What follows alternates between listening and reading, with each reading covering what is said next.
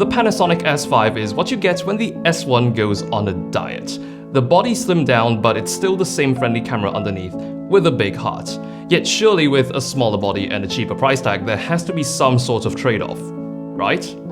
I mean, there has to be, otherwise owners of the S1 would absolutely flip out if the cheaper S5 was better. But the good news is, it's not really that big of a trade-off on the S5, so I suppose there could still be some angry S1 users out there. The S5 is Panasonic's humblest addition to the S-series lineup. It sits at the bottom of the range, but it somehow just doesn't feel right calling this an entry-level S-series, because you're looking at a hybrid mirrorless camera with a full-frame 24-megapixel sensor capable of doing 4K video recording up to 10-bit 422 internally with IBIS, an articulating screen, and dual card slots, plus a price tag that's basically $2,000. Not exactly entry level if you ask me. It's $500 cheaper than the S1, which puts the S5 in the same ballpark of a price range compared to cameras like Canon's EOS R and Sony's a7 III. But when it comes to features, the S5 does have quite a bit going for it that puts it above the competition for the same amount of money, especially in the video department. Its main trump card is its solid internal recording codecs, which should surprise absolutely nobody because Panasonic's been doing internal 4K 10-bit 422 since the GH5 in 2017. But on the S5, you get that glorious 10-bit 422, full-frame 4K up to 30p. You can bump it up to 60p, but that will incur an APS-C crop and knock the chroma upsampling down to 420 instead of 422, but it's still 10-bit. They're actually the same recording modes we found on the S1, although on the S5, there is a 30-minute recording limit when shooting in any of the 4K 10-bit modes.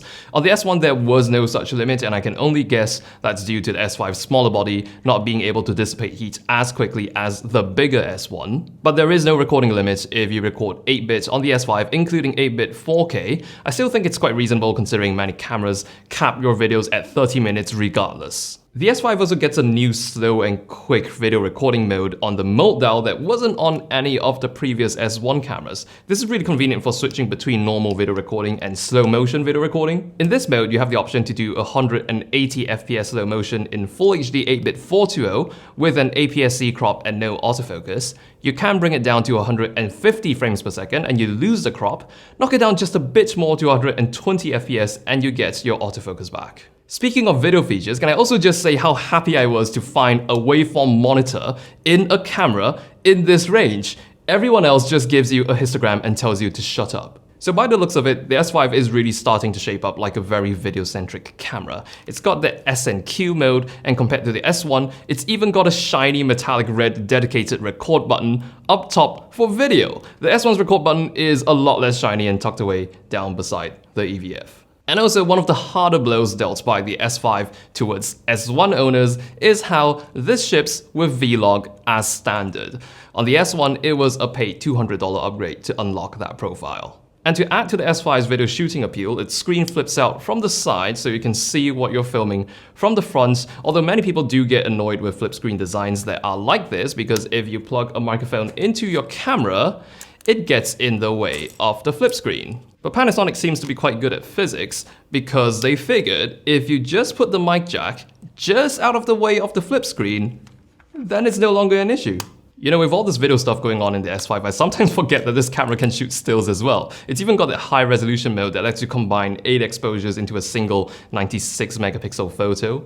But let's talk about hardware for a moment. For a camera that's significantly smaller than the S1 and weighs almost 300 grams lighter, it still feels surprisingly nice to hold for such a small body. I'm able to get a full grip on the camera, and I'm quite glad that they did not cheap out on the build either. The body feels pretty much every bit as solid as the S1, and since there's no top display on the S5, there's enough space for 2 dials. But now that the grip is shorter, one of the control dials is now just kind of circling around the shutter button instead of being recessed in the grip.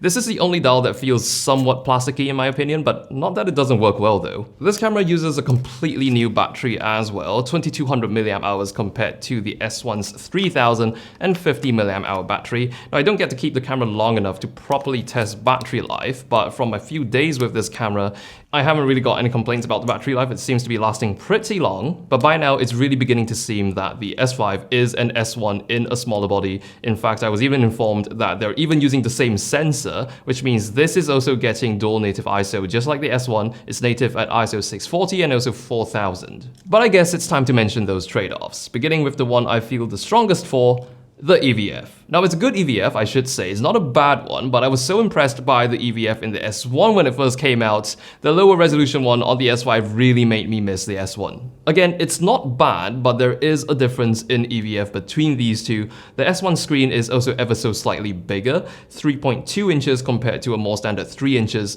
on the S5. It's not really that noticeable considering how much smaller the S5's overall size is, but one area that they do seem to be struggling with is autofocus. It's arguably one of the main things holding people back from the Panasonic S series, but the S5 does have improved autofocus performance over the S1. However, it is still using contrast detection, so it is going to behave as such. It's not the fastest, it hunts sometimes, but that's just how contrast detection AF is.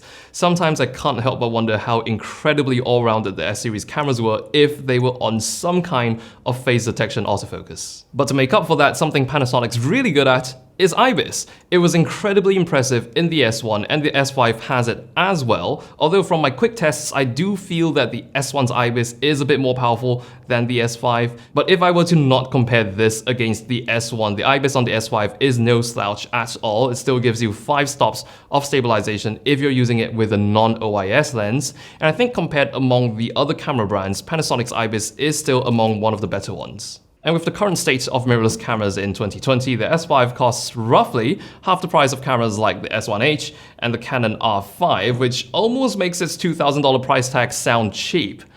Then you realize it's not exactly cheap, while you notice it's offering features that would typically be priced out of this price range. So the S5 being value for money is one thing, but I think it's just really nice to see a new accessible camera that hasn't been landed on by a cripple hammer. And that sums up my initial thoughts on the new S5. Make sure before you go to check out some of my other reviews, because otherwise I will just keep going on and never stop talking until you